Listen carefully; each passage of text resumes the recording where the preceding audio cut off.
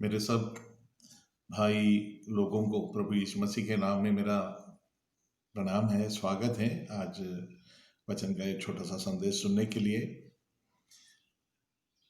प्रभु को बहुत धन्यवाद देता हूँ। इस महामारी के बीच में भी प्रभु हमको सुखी रखा, हम में से किसी को वो बीमारी होने नहीं दिया, हमारा ज़रूरतों को पूरा किया और बीच में हमको प्रभु का सेवा भी करने के लिए, सेवा में आगे बढ़ने के लिए प्रभु हमको सहायता कर रहे हैं। हम प्रभु को बहुत आभारी है प्रभु से। प्रभु हमको हर दिन संभालता है, हम प्रभु को धन्यवाद देंगे। और आज मैं एक छोटा सा संदेश जो विशेष करके जो प्रभु का सेवा में है ना, मैं जानता हूँ और कई बार मैं जब प्रार्थना करते तो आपका बारे में मैं सोचता हूँ और मैं प्रभु को बहुत धन्यवाद देता हूँ। मेरे परिवार के साथ भी जब आपका चर्चा करते हैं तो मैं बहुत ही तारीफ करता हूँ कि आप लोग कैसे सेवा करते हैं, सेवा में आगे बढ़ने के लिए कैसे आप उत्सुक हैं, कैसे आप दौड़ते हैं। ये सारी बातें हमारा मन में हैं, हम सोचते हैं और ये सब देखते हुए मैं बहुत खुश हूँ, क्योंकि हम पिछले 10 साल से इस इलाके में आए, क्षेत्र में आया और हम भी ऐसे एक दूसरे से पिछले कोई 9 साल से, कोई 8 साल से, 6 साल से, 4 साल से ऐसे हम एक दूसरे से जुड़े हुए हैं। मिलकर हम प्रभु का सेवा इस क्षेत्र में बढ़ाने के लिए प्रभु ने हमको बुलाया, उसी का कोशिश में, उसी का प्रयास में हम है। तो मैं बहुत ही मुझे बहुत गर्व है आपको देखकर। आप में से अधिकतर लोग ज़्यादा पढ़े लिखे नहीं हैं, बहुत कम पढ़े लिखे लोग, ज़्यादा प्रभु का बारे में, बाइबल का बारे में ज़्यादा कुछ जानता भी नहीं थे आप लोग। पर मैं देखता हूँ पिछले कई सालों ने कैसे प्रभु ने आपका जीवन में कार्य किया। अलग अलग प्रभु के दासों से, है ना, प्रभु का वचन सीखने के लिए आपको मौका मिला और प्रभु का सेवा करने के लिए आपको मौका मिला, प्रोत्साहन मिला।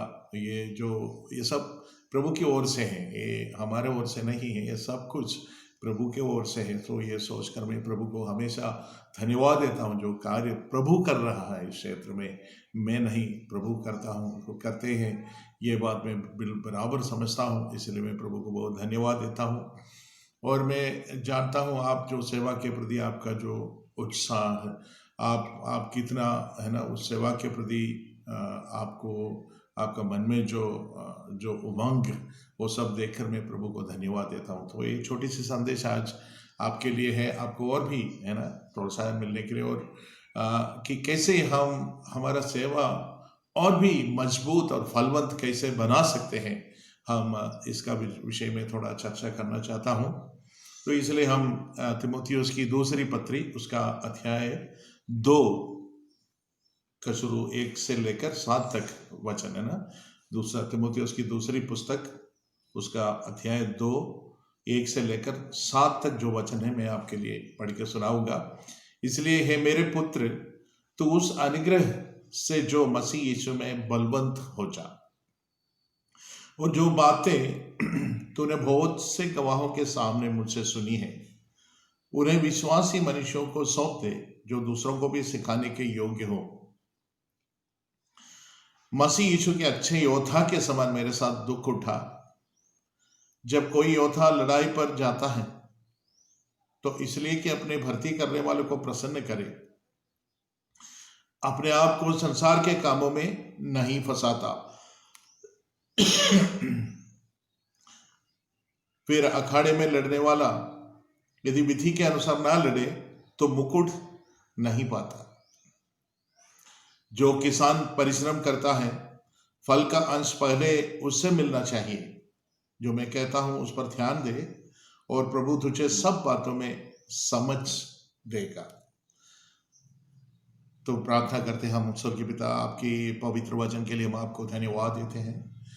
प्रभु जी, इस वचन के द्वारा हमें प्रोत्साहन मिले, इस वचन का प्रकाशन हमें मिले, और हर एक मेरे भाई लोग जो इस वचन को सुनते हैं, उनके जीवन में आप कार्य करना, और इस वचन के द्वारा उनको और भी हिम्मत मिले, प्रोत्साहन मिले, और परमेश्वर का अनुग्रह पर वे और भी बलवंत होते जाए। ऐसे हमारा प्रार्थना मेरे प्रभु जी। पवित्र आत्मा हर एक जीवन में, हर एक मन में कार्य करे, प्रभु यीशु मसीह के नाम में, आमीन। तो हम जानते हैं कि तीमुथियुस और पौलुस का रिश्ता हम जानते हैं, है ना। तीमुथियुस पौलुस का एक चेला था। पौलुस ने तीमुथियुस को चेला बनाया, आगे बढ़ाया, और बहुत सारे और भी चेले लोग थे, पर उनमें सब में से अंत तक विश्वास योग्य रहा, स्थिर रहा कौन? तीमुथियुस। तो अब जो पत्री हमको मालूम है, जैसे ये तीमुथियुस की दूसरी पत्री जो है, इसके पहले भी एक पत्री तीमुथियुस के लिए पौलुस ने लिखा है, तो उसके बाद ये दूसरी पत्री। अब ये जो पत्री है पौलुस का अंतिम पत्री है। इसके बाद कोई पत्री पौलुस ने नहीं लिखा, ये लास्ट है। और हमको मालूम है इस पत्री के लास्ट में पौलुस बताता है कि अब मेरा, है ना, मेरा मरने का समय आ गया है। तो ये क्या है? एक अंतिम वाणी के रूप में एक प्रभु के दास काफी लंबे 30-35 साल तक प्रभु का सेवा में आगे बढ़ता रहा, बड़े विश्वास योग्यता के साथ प्रभु का सेवा किया, और बहुत बहुत दुख उठाया, कई बार मार खाया, कितने दुख उठा के ऐसे प्रभु का सेवा किया। एक प्रभु के दास के अंतिम वाणी, है ना, वो उसमें तो जरूर कुछ होना है, कुछ बातें जरूर उसके अंदर हमको मिलते हैं। तो ये बहुत ही गंभीर बातें हैं, ये जो अंतिम पत्री जो पौलुस ने लिखा है, इसमें से हमको मिलने के लिए जो मिलने का है। तो इसलिए हम इसको थोड़ा ध्यान से हम समझने के लिए कोशिश करेंगे। तो शुरुआत में 2 का 1 है ना, पहला वचन में ऐसा लिखा है, इसलिए हे मेरे पुत्र, तू उस अनुग्रह से जो मसीह यीशु में है बलवंत हो जा। तो सबसे पहले पौलुस क्या बोलता है? इसलिए, किस लिए? इसलिए बोला, किस लिए? इसलिए हमको वचन सीखने का एक तरीका है, जब भी आप ये शब्द आपको मिलता है इसलिए, तो आपको पूछना है किस लिए। उसका पीछे आपको जाना पड़ेगा, उसका कारण क्या है, उसका पीछे, उसका पहले वचनों में आप शायद आपको मिलेंगे। देखिए, आप 15 वचन से पढ़िए, पहला अध्याय उसका 15 वचन से आपको ऐसे पौलुस लिखने का कारण क्या है हम देख सकते हैं। 15 वचन देखिए। अब तू जानता है कि आसिया वाले सब मुझसे फिर गए हैं, जिनमें फुगिलुस और हिरमेनेस है। ओनेसिफोरुस के घराने पर प्रभु दया करे, क्योंकि उसने बहुत बार मेरे जी को ठंडा किया और मेरे जंजीरों से लज्जित ना हुआ। पर जब वो रोम में आया तो बड़े यत्न से ढूंढकर मुझसे भेंट की। प्रभु करे कि उस दिन उस पर प्रभु की दया हो, और जो सेवा उसने इफिसुस में की है उन्हें भी तो भली भांति जानता है। तो इधर ऐसा लिखने का कारण यह है, इधर 2-3 सहकर्मियों का बारे में पौलुस लिखता है। 15 वचन में, है ना, आसिया वाले जो सहकर्मी थे, उनका नाम है एक फुगिलुस और हिरमोगिनेस। ये दोनों क्या किया? ये मुझसे फिर गए हैं। पौलुस को अकेले छोड़कर, सेवा छोड़कर उन लोग चले गए। तो मसीह सेवा में हमारा जीवन में भी, मेरे प्रिय लोग, ऐसे हम परिस्थितियों को सामना करना पड़ता है, जो हम सोचते हैं, हम बहुत उम्मीद रखते हैं कि ये विश्वास योग्य रहेगा, ये हमारे साथ रहेंगे, प्रभु का अच्छा सेवा करेंगे, ऐसे सोचते हैं। तो जरूरी नहीं सब लोग ऐसे करें, है ना। इधर पौलुस के साथ लंबे समय तक सेवा किया था ये लोग, पर इन्होंने पौलुस को छोड़ के गया, सेवा को छोड़ के गया। ये पौलुस को जीवन में बहुत दुख की कारण था। और दूसरा एक अच्छा उदाहरण भी है ना। ये नहीं कि हमेशा हमको निराश होने वाला है, कभी निराश होता है, कभी अच्छे लोग भी मिलते हैं। उनमें से एक लोग है उनेसिफोरुस क्या है?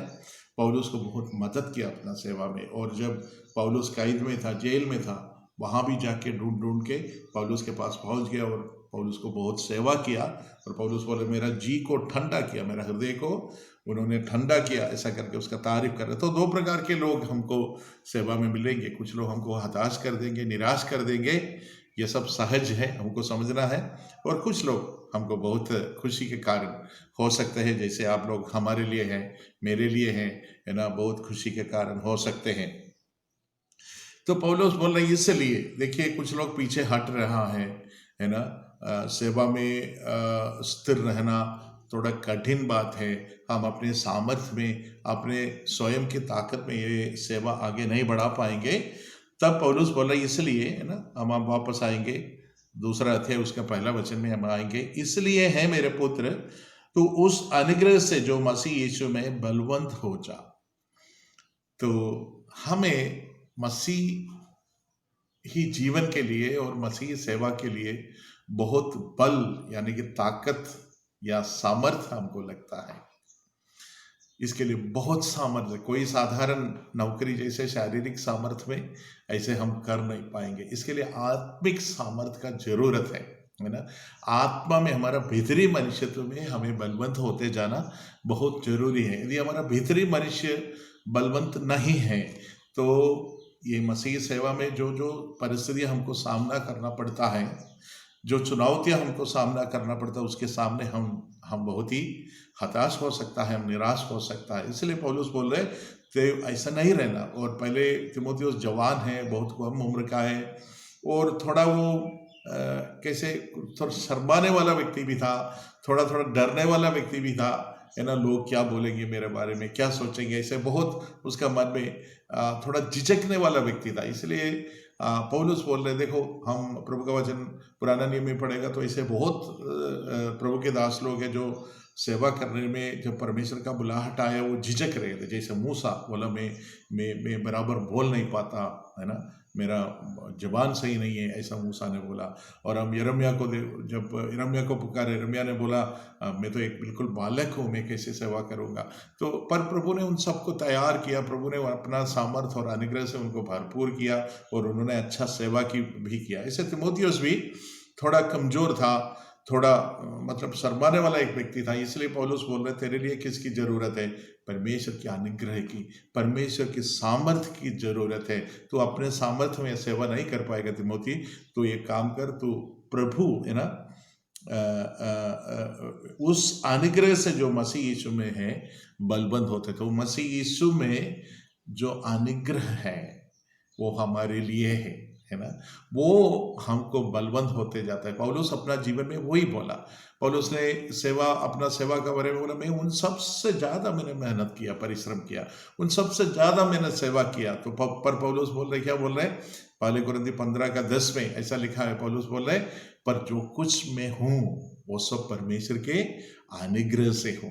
तो पौलुस ये लिखने के लिए पौलुस ने बराबर परमेश्वर का अनुग्रह को अपने जीवन में काम में लाया था, चख लिया था, और उसको मालूम है उसका वैल्यू क्या है, परमेश्वर का अनुग्रह का वैल्यू क्या है। क्योंकि उसका जीवन में बहुत कमजोरी था, उसका शरीर में कुछ ऐसा बीमारी था, उसके बीच में भी परमेश्वर का अनुग्रह उसको पर्याप्त था।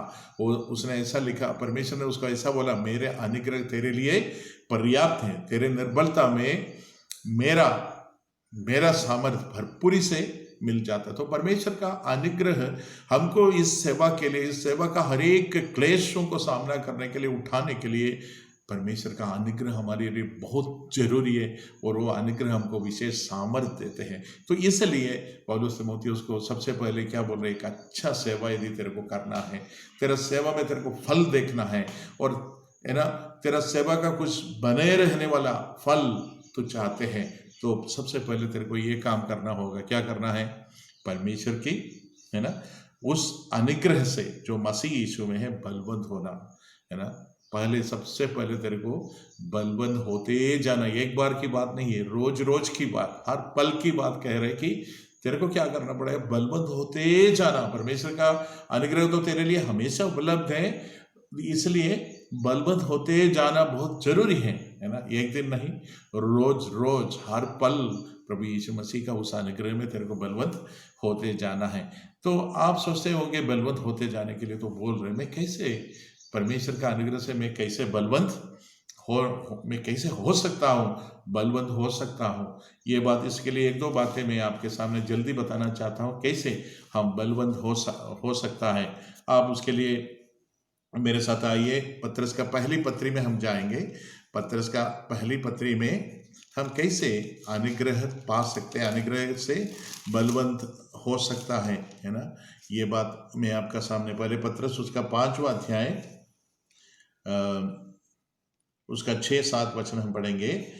पहली पत्रस 5 का 6 और 7। इसलिए परमेश्वर के बलवंत हाथ के नीचे दीनता से रहो, जिससे वो तुम्हें उचित समय पर बढ़ाए। और अपनी सारी चिंता उस पर डालो, क्योंकि उसको तुम्हारा ध्यान है। और हम एक और वचन पीछे जाके पढ़ेंगे, 5 से हम पढ़ेंगे। इसी प्रकार हे नवयुवकों, तुम भी प्राचीनों के अधीन रहो, है ना। पहले पत्रस 5 का 5 में पढ़ रहा हूं।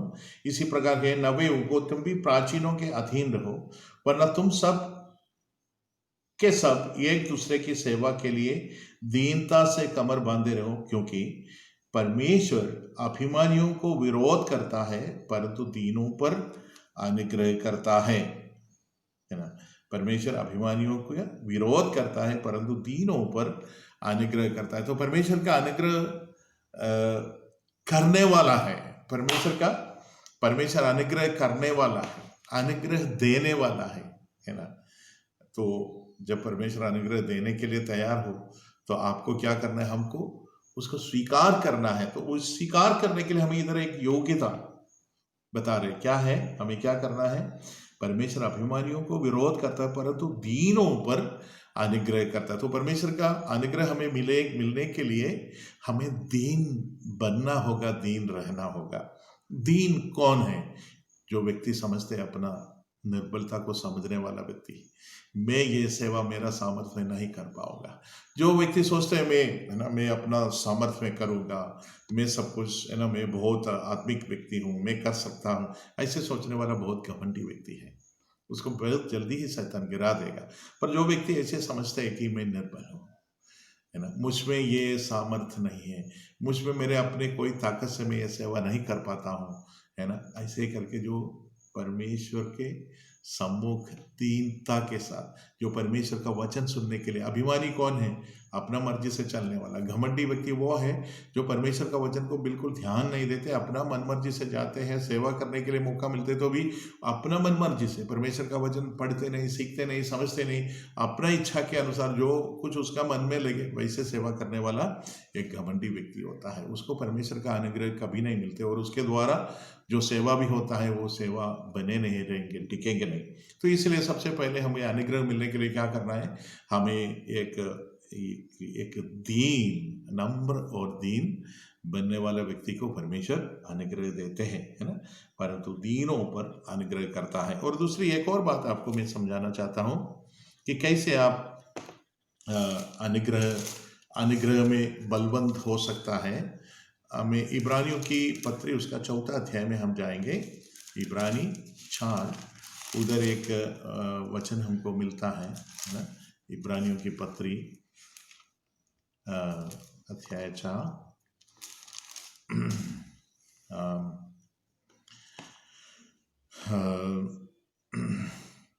14 से लेकर मैं पढ़ूंगा।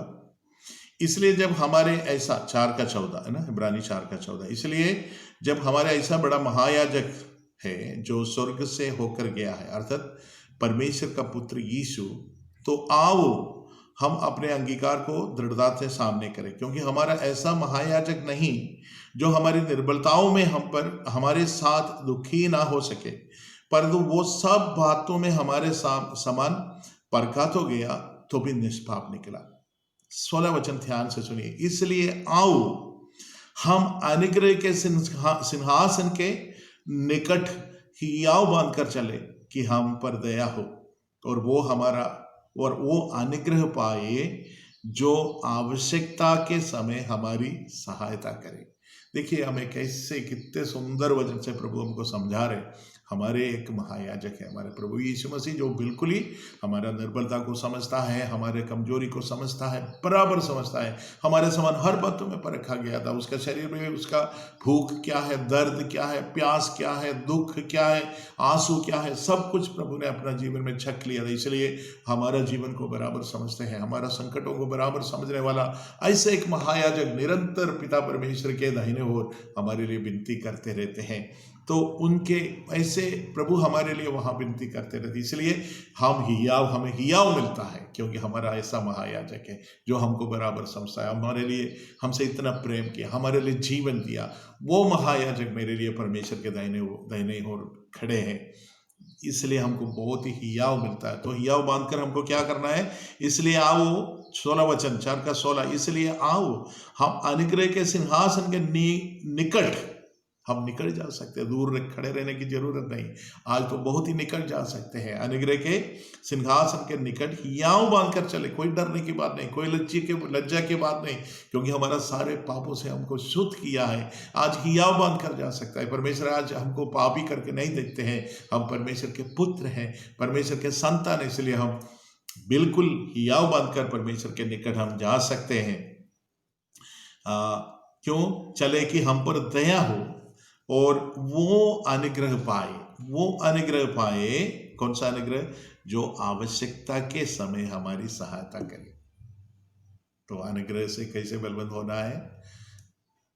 उस सिंहासन के पास जाना है, उस करुणा के सिंहासन पर बार बार बार जाना। जैसे हमारा आवश्यकता उसके अनुसार हमको अनुग्रह मिलते रहता, देने के लिए तैयार रहते हैं। हमको जाना है। कैसे जाना है? जाने का मतलब क्या है? अनुग्रह का सिंहासन पर जाने का मतलब प्रार्थना में हम निरंतर प्रभु पर भरोसा रखना, है ना। निरंतर प्रार्थना के द्वारा परमेश्वर से संपर्क रखना और परमेश्वर के निकट चले जाना, प्रभु यीशु मसीह के नाम में परमेश्वर के पास चले जाना। हमारा जरूरतों को, हमारा परिस्थितियों के बारे में बोलना, प्रभु आज मुझे इसका अनुग्रह चाहिए, आज मुझे एक मीटिंग में प्रचार करना है, आज एक व्यक्ति से मेरे को सुसमाचार बोलना है, आज एक व्यक्ति के लिए मैं प्रार्थना करने जा रहा हूँ, आज किसी को मदद करने जा रहा हूँ, प्रभु मुझे तेरे अनुग्रह की जरूरत है हर पल, है ना। तो ये एक प्रार्थना, इसे कभी हमेशा शायद लंबे समय प्रार्थना करने का समय भी नहीं मिलेगा, तो हम छोटा छोटा प्रार्थना में भी हम याद करना और उस करुणा के सिंहासन के निकट चले जाना, और हमारा जरूरत क्या है, उस जरूरत के अनुसार हमको अनुग्रह देने वाला परमेश्वर है। ऐसे ही हम प्रभु यीशु मसीह का अनुग्रह से बलवंत होते जा सकता है, जिसके द्वारा हम प्रभु का सेवा में और भी हमें हिम्मत मिलता है और फलवंत हो सकता है, और परमेश्वर का अनुग्रह उधर प्रकट हो सकता है ना। परमेश्वर का अनुग्रह कैसे प्रकट होते हैं? जब आप प्रचार करने के लिए खड़े हो जाते हैं, जब आप किसी से बात करने के लिए आप चले जाते हैं, तो विशेष एक परमेश्वर का अनुग्रह उधर प्रकट होगा, वो व्यक्ति के जीवन में परमेश्वर कार्य करने लगेगा। इसलिए निरंतर हमें परमेश्वर के उस अनुग्रह में हमें बढ़ते जाना है, परमेश्वर के अनुग्रह पाते जाना है। तो 2 बात हमने से सीखा, एक हमको दीनता के साथ, है ना, हमारे कमजोरी को मानते हुए परमेश्वर के सामने हमारा निर्बलता को, है ना, अंगीकार करते हुए परमेश्वर के निकट जाना है, तब परमेश्वर अपना अनुग्रह से हमको भरपूर करेंगे। और दूसरी बात, पहली बात यह है कि, है ना, प्रभु यीशु मसीह में जो अनुग्रह है उसमें बलवंत होते जाने दिए, आपका सेवा मजबूत होना है तो आपको ये करना है। और दूसरी बात क्या बोल रहे हैं, हम आगे पढ़ेंगे, 2 का 2 में पढ़ रहा हूँ। और जो बातें तूने बहुत से गवाहों के सामने मुझसे सुनी है, उन्हें विश्वासी मनुष्यों को सौंप दे, जो दूसरों को भी सिखाने के योग्य हो। तो इधर दूसरी बात यह है, बोल रहे तो सौंप दे, है ना। सौंपने का मतलब क्या सौंपने के लिए बोल रहे हैं? जो बातें पौलुस का मुंह से उसने सीखा, वो बात दूसरों को सौंप दे कि वे दूसरे लोगों को सिखा सके। तो आपको मसीह सेवा का सबसे मुख्य बात आप समझना, मसीह सेवा का सबसे मुख्य काम सिखाना, वचन का शिक्षा देना है ना। बाकी सब काम उसके बाद में आ जाता है। सबसे मुख्य बात परमेश्वर का वचन सिखाने का काम है।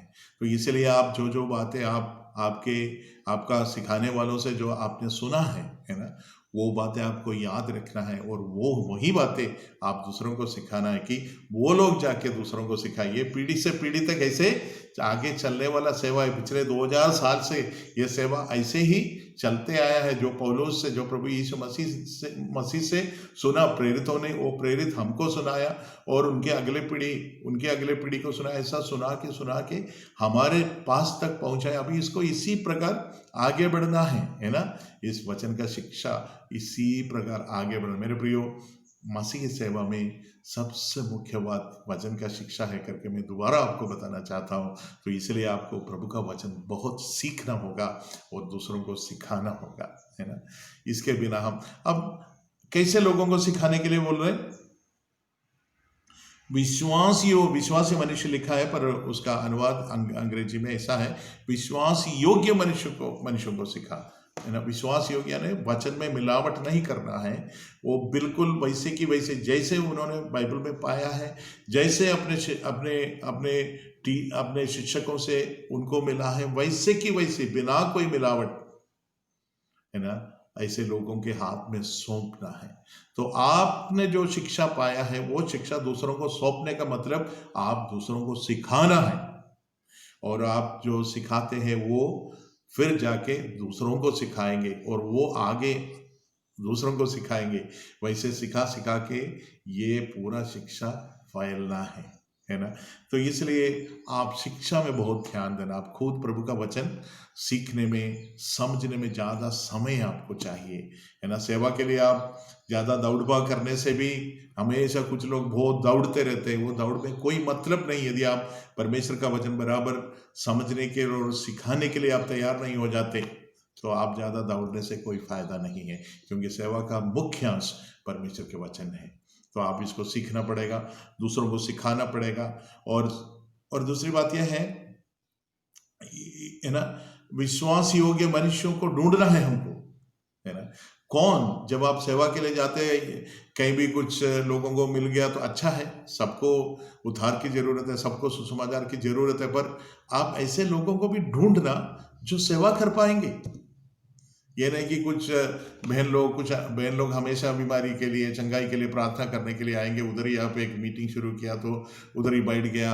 ऐसे नहीं, आपको देखना है जहां एक मंडली स्थापित हो सकता है क्या, और उस मंडली में भविष्य में एक सेवक के रूप में प्रभु का वचन सिखाने के लिए उसके लिए एक व्यक्ति है क्या, मिलेगा क्या।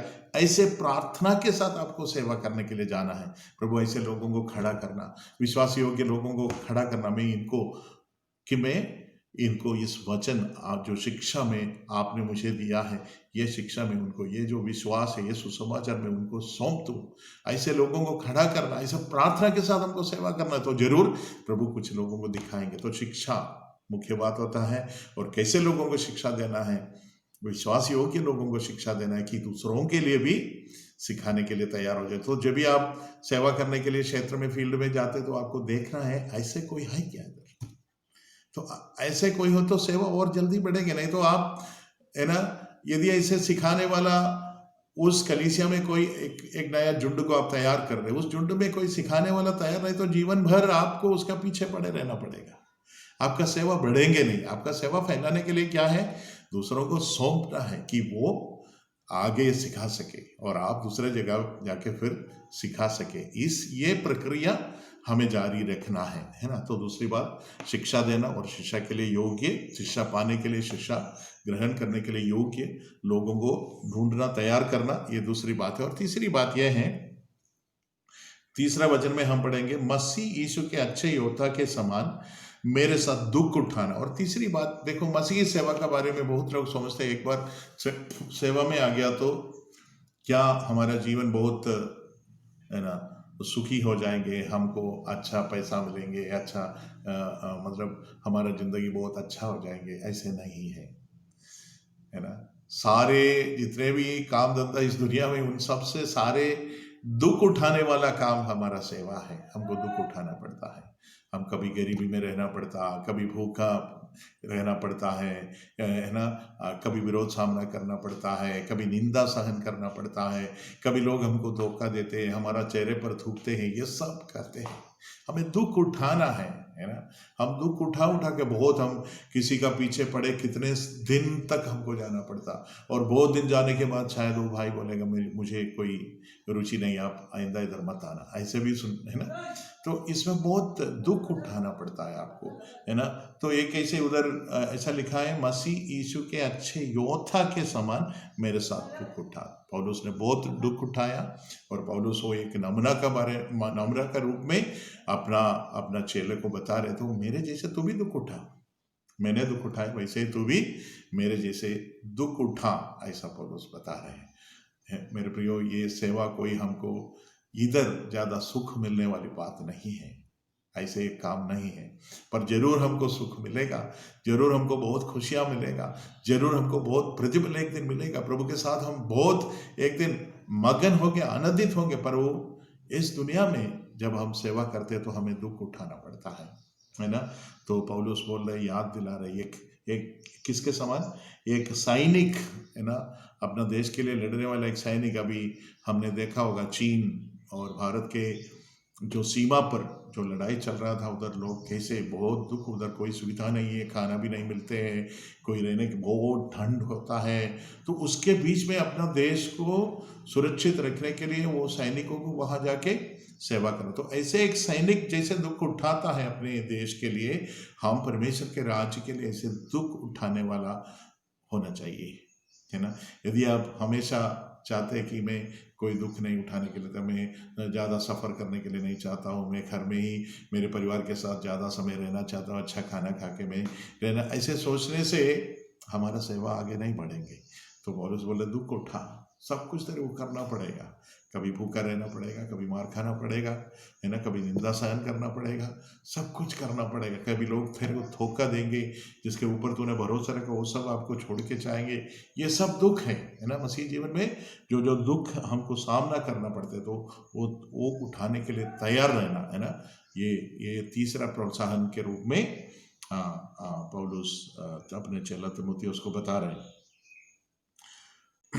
और अगले एक बात, चौथा वचन से हमको एक पॉइंट मिलते हैं, जब कोई योद्धा लड़ाई पर जाता है तो इसलिए कि अपने भर्ती करने वालों को प्रसन्न करे, अपने आप को संसार के कामों में नहीं फंसाता।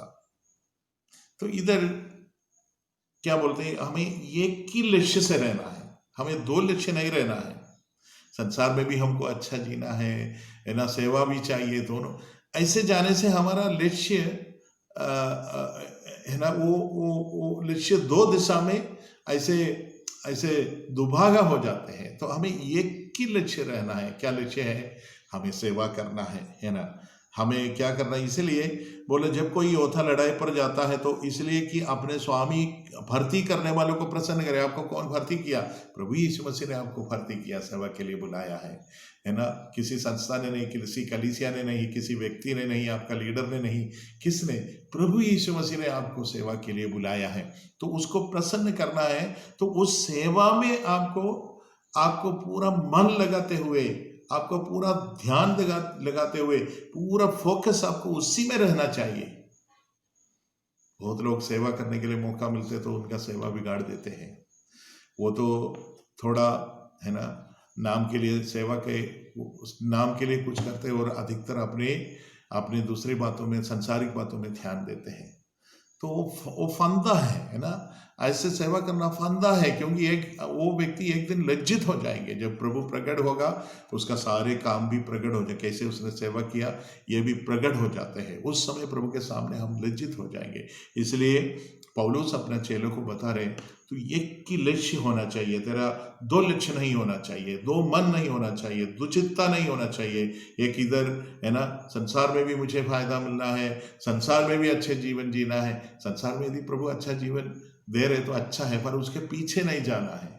प्रभु देते तो जो कुछ प्रभु देते हमको धन्यवाद के साथ हम खा सकते हैं। प्रभु हमेशा हमको भूखा रहने नहीं देते हैं, पर हमारा इस जीवन को और भी मजबूत, इस संसार में एक अच्छा जीवन बनाने के लिए उसका पीछे पड़े नहीं रहना है।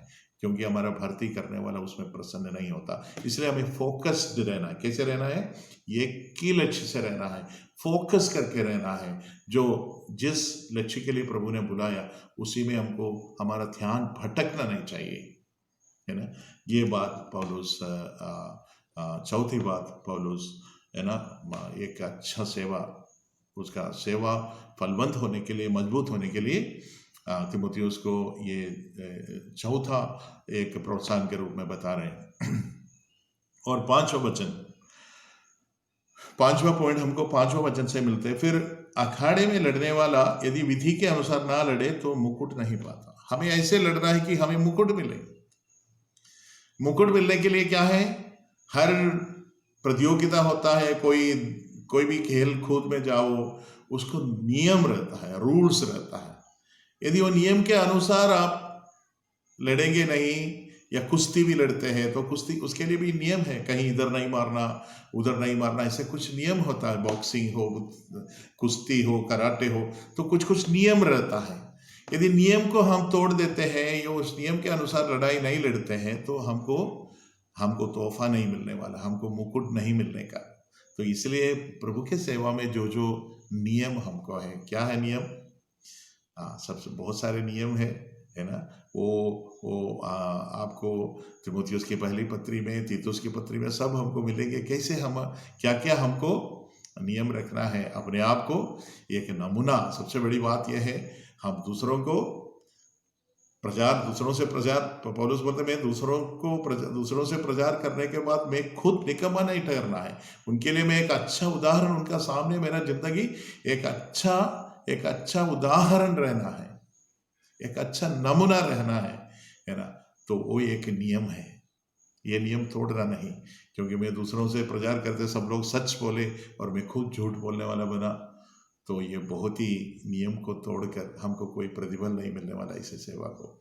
इसलिए हमें है ना, हमें अखाड़े में लड़ने वाले विधि के अनुसार हमको लड़ना है। ये बात याद रखना। जो भी विधि इस लड़ाई के लिए, इस खेल कूद में जो भी विधियां है, इस सेवा के लिए जो भी विधियां प्रभु ने दिया है, लालच में यह सेवा नहीं करना है। दूसरे एक विधि यह है, पैसों के लालच के लिए, पैसों के लिए यह सेवा कभी नहीं करना है।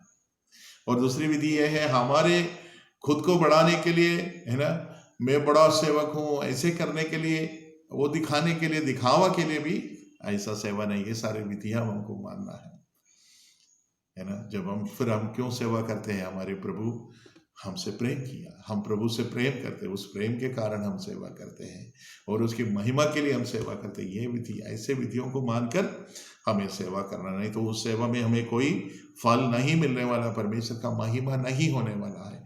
यदि आप परमेश्वर के महिमा के लिए करोगे, है ना, उस लक्ष्य से करोगे, तब परमेश्वर का महिमा उस सेवा में प्रकट हो सकता है, प्रकट जरूर होगा।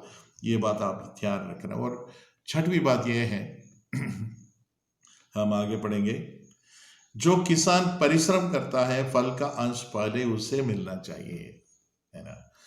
तो ये बहुत लोग बराबर नहीं समझते, सोचते सेवा करके हमको उससे फायदा मिलना चाहिए, उससे मतलब जो लोग विश्वास में आते हैं उन लोग हमको विश्वास देना चाहिए, इसे सिखाते हैं। बहुत ही गलत है। तो इस वचन आप क्या समझना है? जो किसान परिश्रम करता है, तो किसान का, पहले हमको एक सैनिक का जीवन से पौलुस ने एक उदाहरण दिया, अब एक किसान के जीवन से हमको उदाहरण दे रहे। इसका अर्थ क्या है कि किसान इतना परिश्रमी रहता है। प्रभु का सेवा में बहुत ही परिश्रम, कठिन मेहनत होता है। किसान जैसे कठिन मेहनत कौन करते हैं? क्या क्या करना है उसको, है ना। बोने के पहले जमीन तैयार करना, फिर पानी देना, खाद देना, क्या क्या करना है, फिर है ना बोने के बाद उसको दिन रात उसको, है ना, उसको संभालना, बहुत ज्यादा काम करना है उसको। तो इसका फल क्या है? सेवा का फल सबसे पहले कहाँ दिखना है? आपका सेवा का फल क्या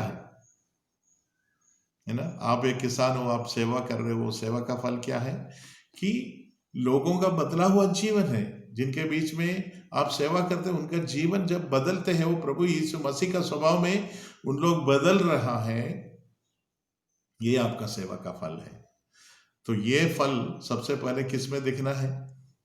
देखा, फल का अर्थ क्या है कि सबसे पहले मेरे जीवन में ये बदलाव होना है। प्रभु यीशु मसीह का स्वभाव में मुझे बदलते रहना है, और मुझे मेरे पीछे पीछे जिनके बीच में मैं सेवा करता हूँ उनका भी जिंदगी बदलते रहना है। ये बात पौलुस सिखा रहे तीमुथियुस को कि जो किसान है ना, जो किसान परिश्रम करता है, फल का अंश पहले उससे मिलना चाहिए, फल उसमें दिखना चाहिए। सबसे पहले फल सबसे पहले मुझ में दिखना चाहिए, है ना। ये बात आपको ध्यान रखना होगा यदि आपका सेवा फलवंत होना है, मजबूत होना है। और एक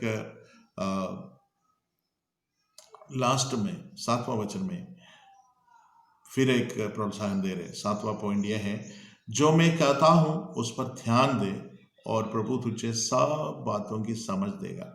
ध्यान देने के लिए बोल रहे है ना। जो आपके अगुए लोग आपको सिखाते हैं उस पर ध्यान देना, शिक्षा पर बहुत ध्यान देना। आपके अगुए जो आपको सिखाते होंगे, देखो अगुए कौन है? आपके अगुए और आपके बीच में एक ऐसा रिश्ता होना चाहिए। हम जब केरल से आया था, हमें ये बहुत प्रोत्साहन मिला ये वचन से, क्योंकि ये देखिए आप ये वचन के शुरुआत में पौलुस तीमुथियुस को कैसे पुकार रहे, देखिए। इसलिए हे मेरे पुत्र, कैसे पुकार रहे? मेरे पुत्र बोल रहे। जैसे हमको मालूम है तीमुथियुस पौलुस का पुत्र नहीं था। पौलुस का शारीरिक तौर से तो पौलुस का और उसके बीच में कोई रिश्ता नहीं था, पर पौलुस उसको क्या पुकार रहे? हे मेरे पुत्र, है ना। हे मेरे पुत्र। तो ये जो रिश्ता पौलुस और तीमुथियुस के बीच में था, वैसे ही है ना, आप जहां भी वचन सिखाने जाते हैं उनके और आपके बीच में ऐसा एक रिश्ता होना चाहिए। आपके एक बेटा के समान, जो लोग जिनको आप चेला बनाते हैं, जिनको प्रभु का वचन सिखा के आप है ना सेवा के लिए तैयार करते हैं, उनको खड़ा करने के लिए चाहते हैं, उनको आपके बेटा के जैसे आप उसको सीखना, उसको समझना है, ऐसे प्रेम करना है ना। तो आपका अगुए उतना प्रेम से जो बातें व्यक्तिगत तौर से आपके साथ बातचीत किया होगा, व्यक्तिगत तौर से, है ना। हमने भी यही कोशिश किया जब से आया, हम व्यक्तिगत तौर से हर एक हमारे साथ जो सेवा करते हैं उनके साथ एक रिश्ता बने रखने के लिए कोशिश किया, हर एक को समझने के लिए कोशिश किया, हर एक के जीवन में क्या क्या समस्या है वो समझने के लिए कोशिश किया, मैं कैसे उनको मदद कर सकता हूँ, ऐसे थोड़ा बहुत हमने मदद करने के लिए कोशिश किया। व्यक्तिगत तौर से एक रिश्ता बनाने के लिए मैं भी हमेशा कोशिश में रहा, क्योंकि ये पौलुस का नमूना था। तो आपको भी यही करना है, एक है ना व्यक्तिगत तौर से जिनको आप चेले बनाते हैं, जिनको आप विश्वास में लाना चाहते हैं, विश्वास में बढ़ाना चाहते हैं, उनके साथ एक व्यक्तिगत तौर से एक रिश्ता होना चाहिए। और ऐसे रिश्ता होना चाहिए, हे मेरे पुत्र आप कह सके, मेरे बेटे, भले आपसे उम्र में भी बड़ा भी हो तो भी वो आपके पुत्र जैसे है, जिसको आप विश्वास में लाते हैं, जिसको आप है ना। पौलुस बोलते हैं मैं वचन के द्वारा तुझे जन्म दिया, वचन के साथ तेरे को जन्म दिया। तो एक पिता का एक हक अधिकार होता है उसको, तो पिता का हक अधिकार लेने के लिए नहीं, उसको देने के लिए, है ना, उसको मदद करने के लिए, उसको प्रार्थना में याद करने के लिए, उसको जो भी सहारा जरूरी है, जो भी मदद जरूरी है, उसको हमेशा करने के लिए तैयार रहना। तो ये जो नमूना हमको भी हमारे जीवन में बने रखना है।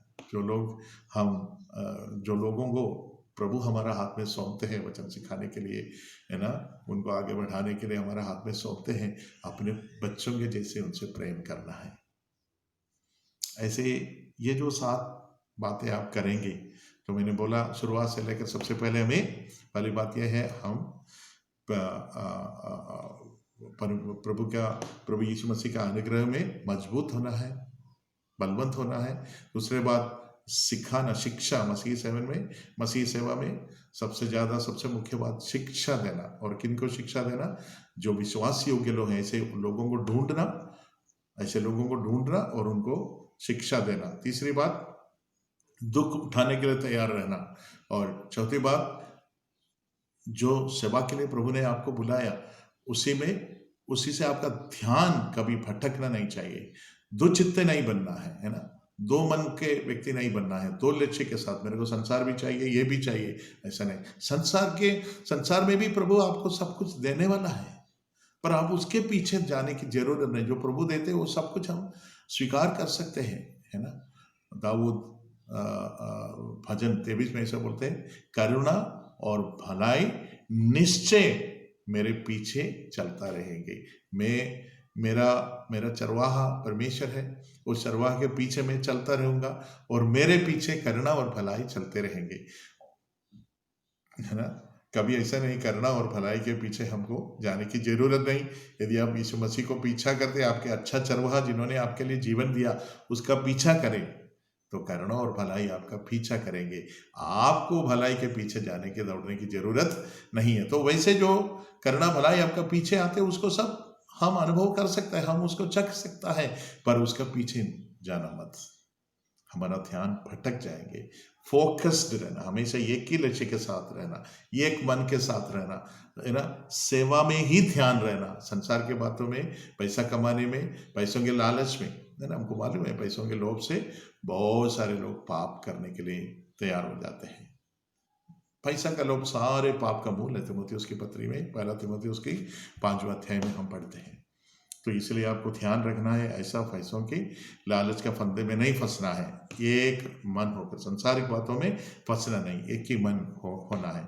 और 5वां बात ये ने सीखा था, जो विधियाँ, है ना, सेवक में भी जो विधियाँ मैंने बोला, जैसे हम, है ना, पैसे के लालच में नहीं करना है ना, सही उद्देश्य रहना है हमको, है ना।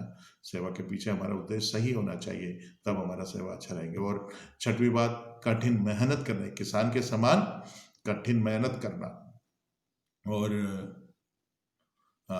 7वां बात यह है कि आपका अगुवे का बातों को याद रखना। व्यक्तिगत तौर से आपका अगुआ ने अकेलापन में आपको सिखाया होगा, और उनका जीवन में भी हमने जो कुछ सीखा होगा, देखा होगा, उसको ध्यान रखना।